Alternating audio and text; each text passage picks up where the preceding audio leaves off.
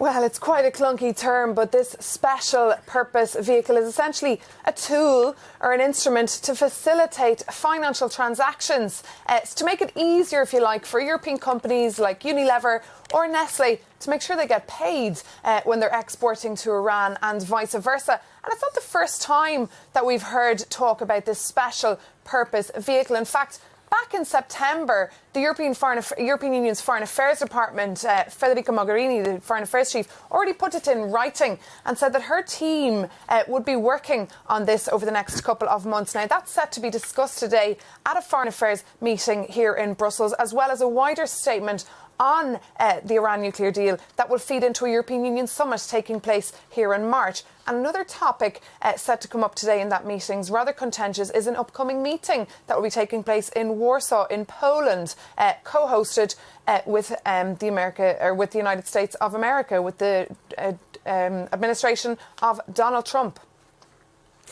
Maeve, tell us a little bit more about that US-Poland summit. What's it aimed at doing?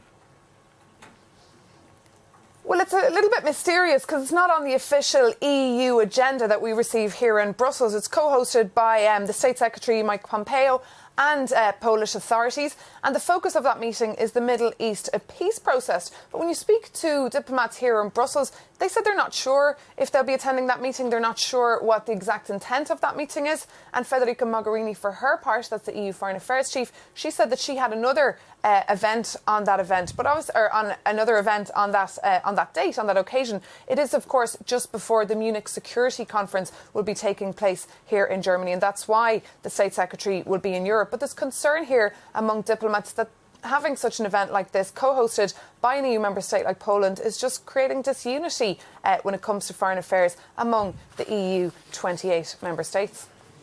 And what about the way that the EU has perceived, the way that Tehran, rather, has perceived the EU's actions vis-à-vis the nuclear deal?